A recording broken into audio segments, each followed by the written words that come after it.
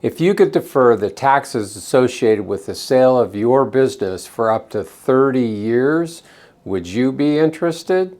Well, I've asked Justin Ruple with Elevated Tax Strategies to join us to discuss just how you can defer the goodwill associated with the sale of your business for up to 30 years. And there's a couple vehicles that he's going to talk to us about on how to do that. So if you're thinking of selling or in that process, stick around because this episode might actually save you a lot of money.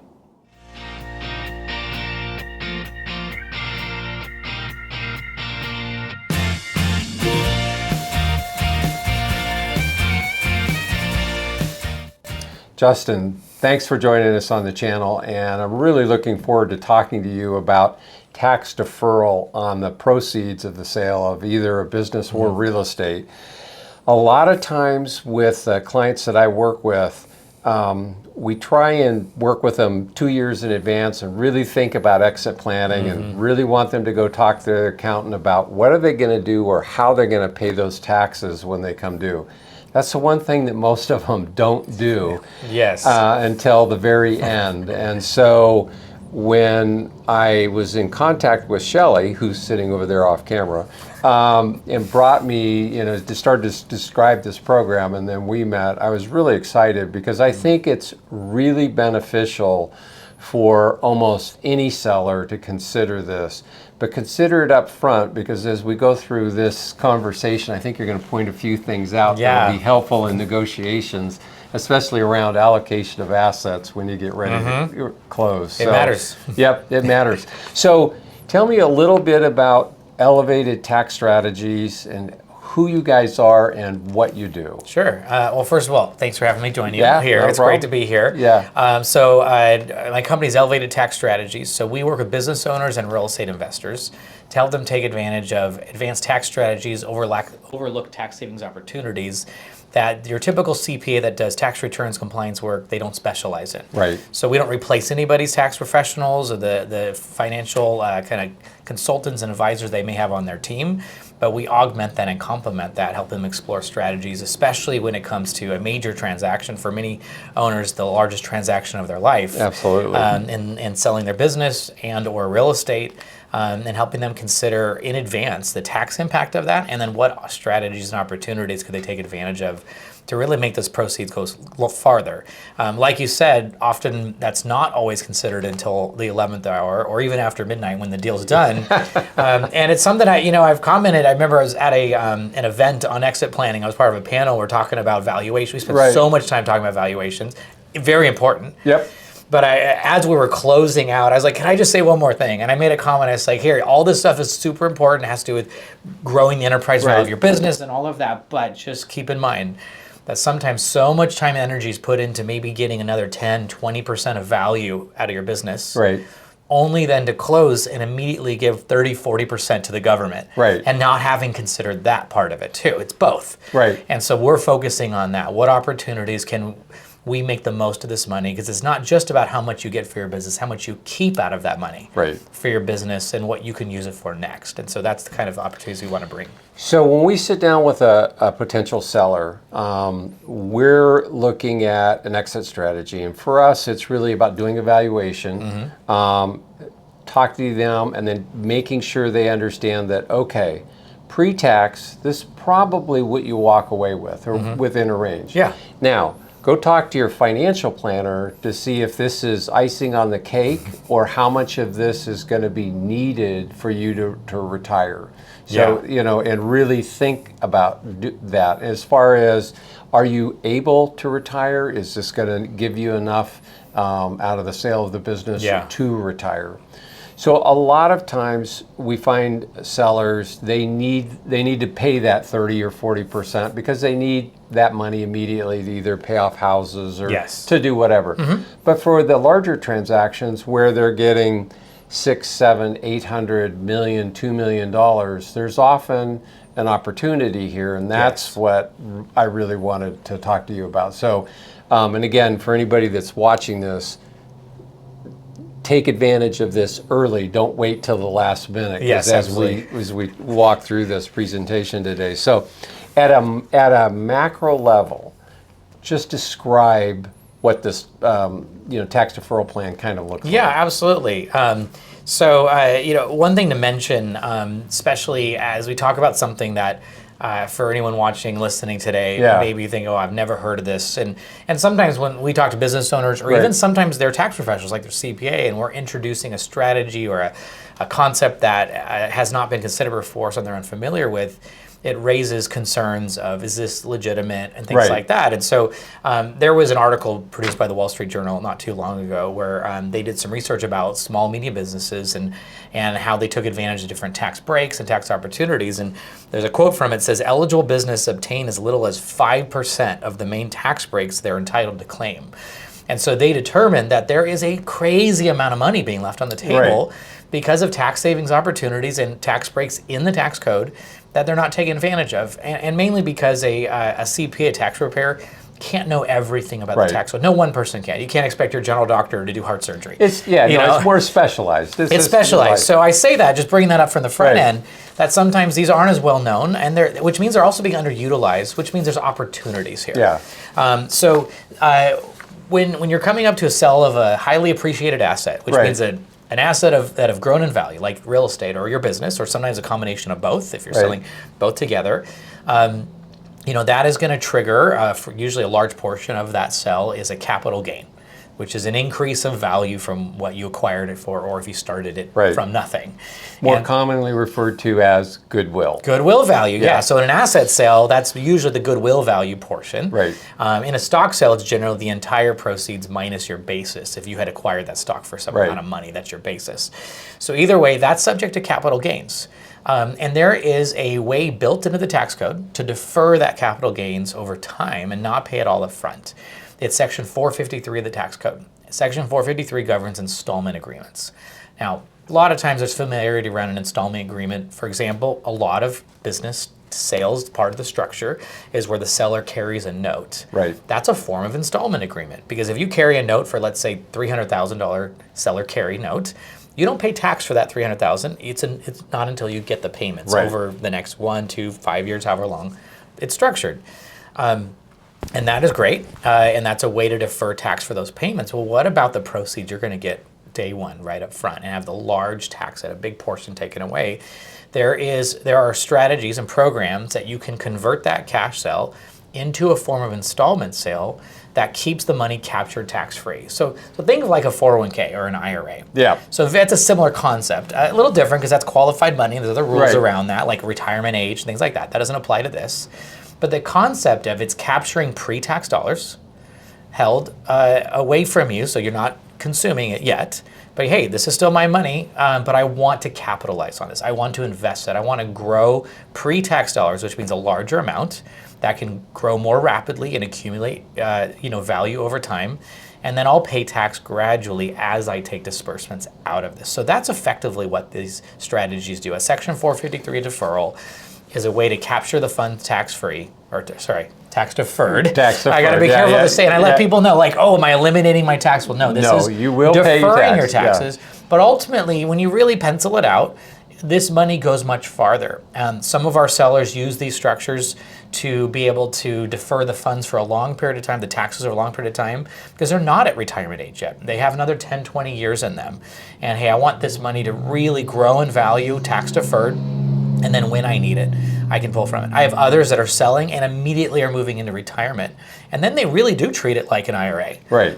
In that sense of like, okay, I can have the full value of the sell of my business, and especially the goodwill value portion, captured without the tax hit up front, and have a financial advisor manage these proceeds, invest in securities, the markets, whatever that might be, and then I'll pay tax as I take disbursements. So let's take a step back here. Sure. So this is where it's really important when you start talking about goodwill. Yeah. As you're going through the sales process, you get a letter of intent in. And in that letter of intent, it says allocation of assets to be determined. what you probably need to do is start to negotiate those allocation of assets at that point in time with the buyer. Yes. A lot of times in an asset sale especially, the buyer's going to want to take the assets as high as they can because they get to redepreciate those things like assets. equipment, absolutely. So yes. there's a real point of trying to get that value up where, let's just say you have $1 million sale and there's $200,000 of equipment. But the buyer wants it to be valued at $300,000, right? So that's a taxable event in and of that sell to the seller. But that amount of increase decreases the goodwill. So it's all a math problem or formula absolutely. coming off the sales price. So being able to negotiate in those buckets will help you get more upfront to move into a tax deferred status if in fact that's what your goal is. And You're so absolutely right. That's which again, like to your point from the very beginning, proactive planning in Right. advance through the process can have a major impact on the back end of how much you actually keep. As you're looking at this, there's two key strategies or programs of doing a Section 453 deferral. One is called the Deferred Sales Trust, or sometimes used the letters DST, and that's using a trust that's created for your transaction as the vehicle to capture the funds tax deferred. Keep it at arm's length from you until you decide to take that money as income, and then you pay tax as you do. The deferred sales trusts, they're very simple. I kind of call them turnkey, all-inclusive solutions in the way they operate.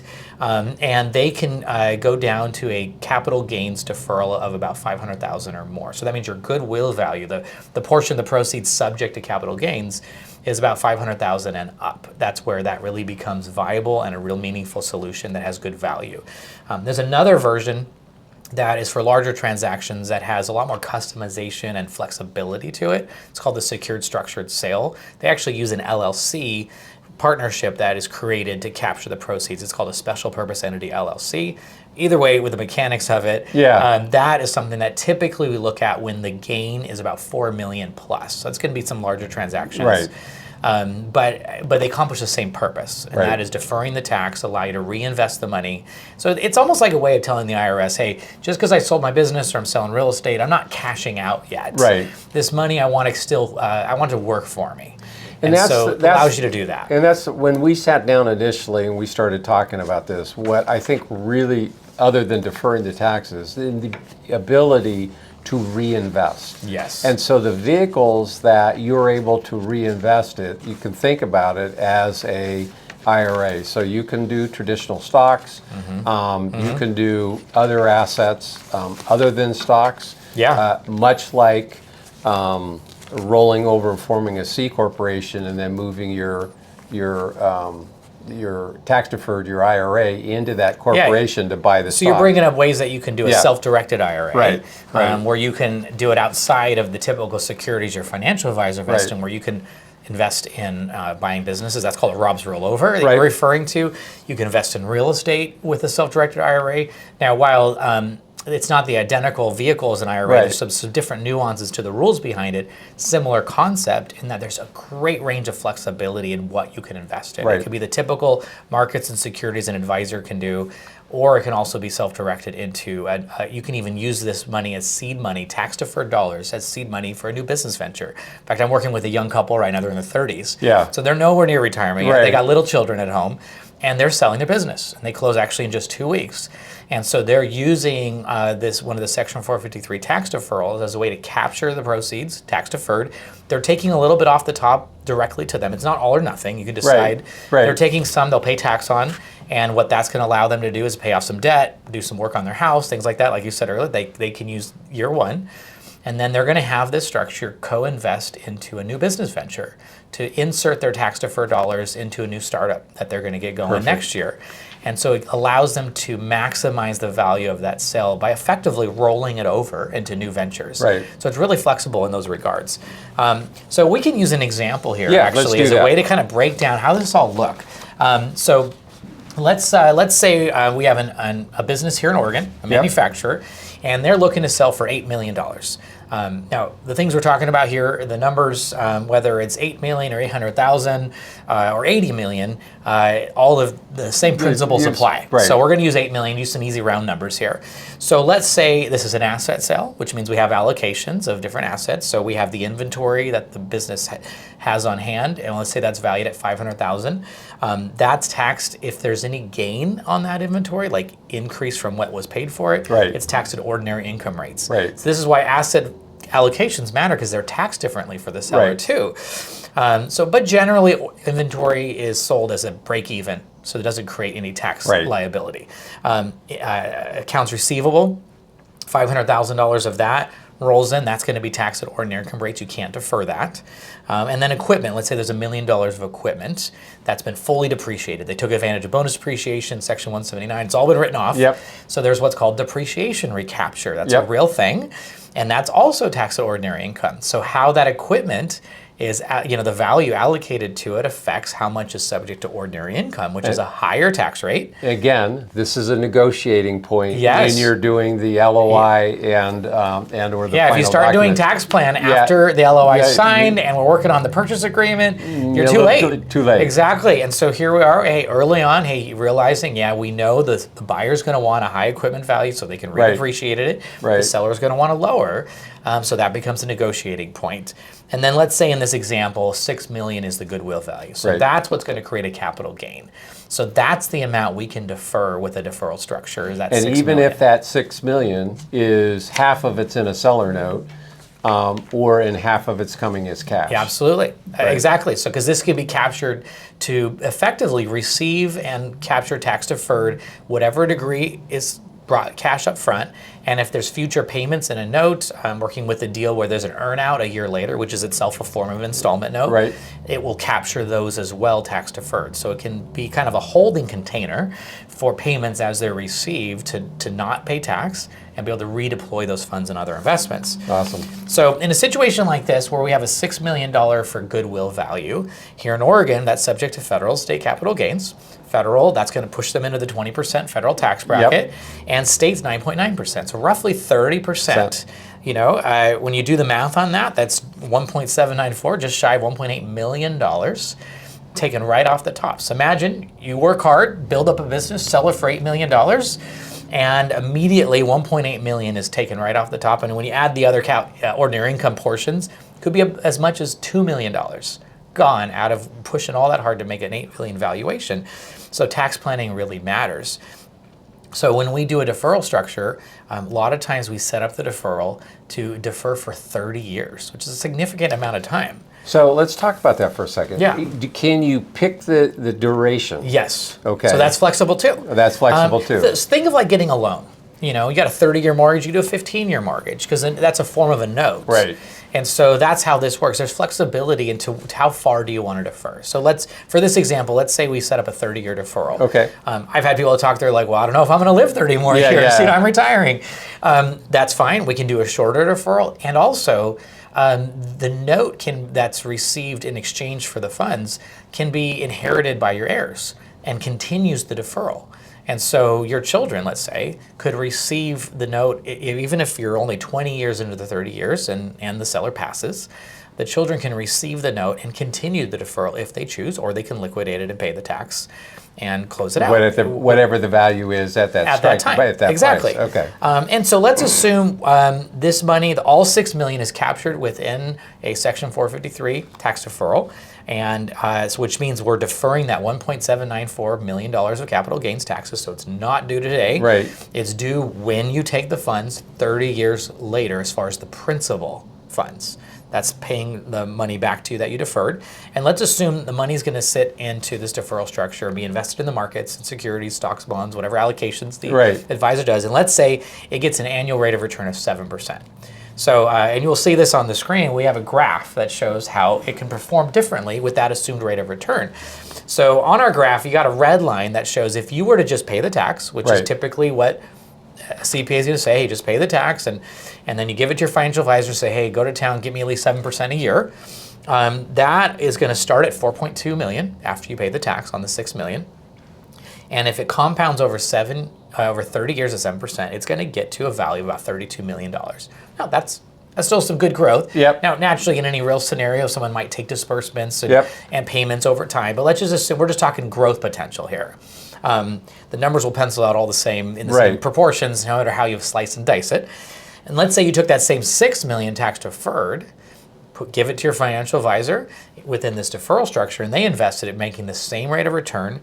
It will go from $6 million to $45.6 million of value. So you see, there's a big gap there. There's a significant growth because you're compound interest on a larger amount.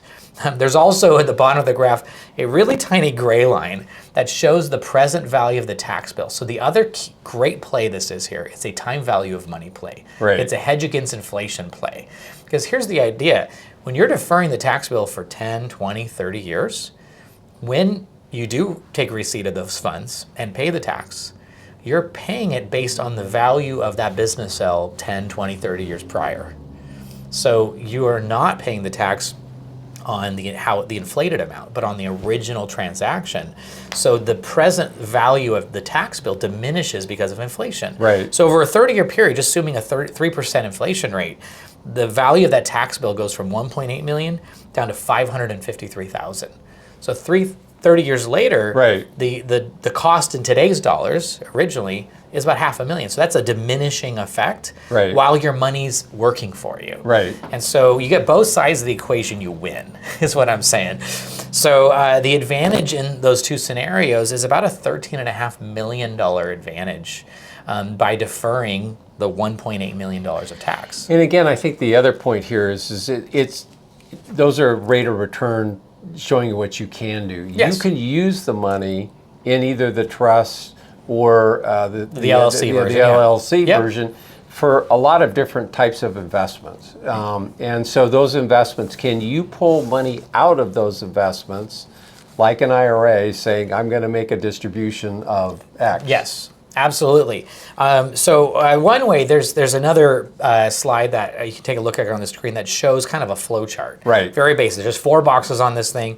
Really simple. A normal transaction, you got the seller, it's here in the orange. You got the buyer, that's in the yellow. And you got the asset being sold, the business or real estate.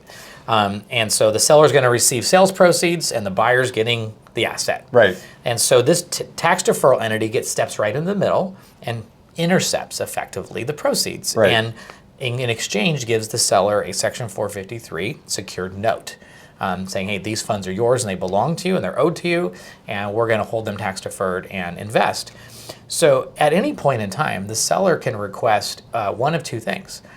They can have the gains within the portfolio of those funds, which means any dividends, any realized gains paid out to them in the form of interest on that note. And they can also have principal payments on the note, which is like paying down a loan, to you. So the principal payments will be basically whittling down on the capital gain deferral. So as you take payments, one way this facilitates phenomenal tax planning is if you take, let's say this sale of $6 million and you get about a $1.8 million capital gain you're deferring.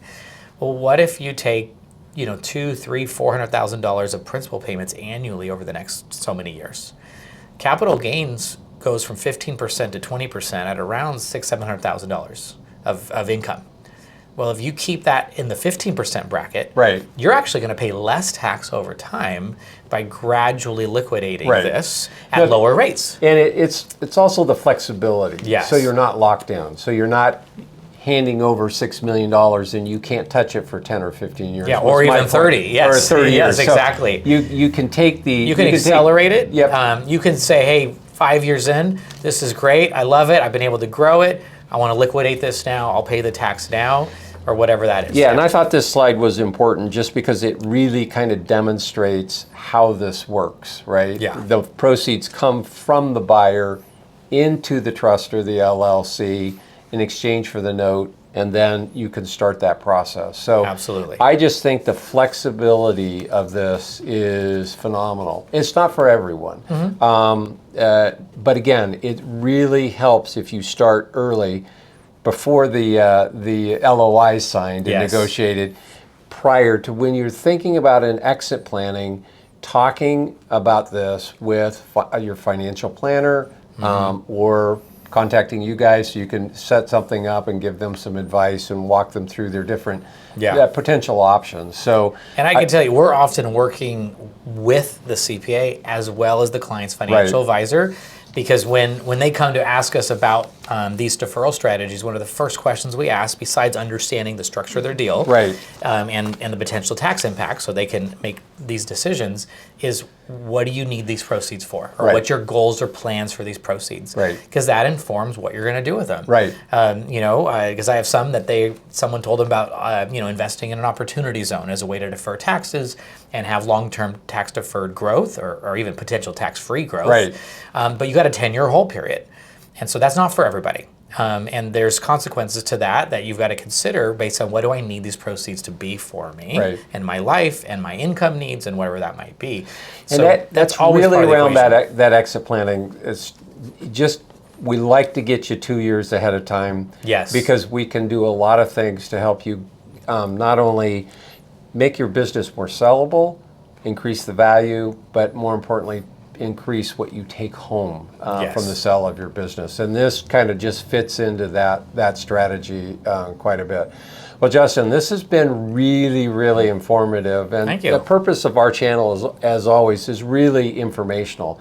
I want people to make really good financial decisions. And sometimes you don't know what you don't know, which is really what this falls into. I try and stay up on a lot of the current information of what's going on. But when I was contacted by Shelley, we started talking. I was like, okay, we got to get this out. So, and we love opportunities to educate because it's not about trying to sell a strategy that. Because when you can educate business owners and their advisors on opportunities and strategies, it helps everybody make better decisions that produce better outcomes.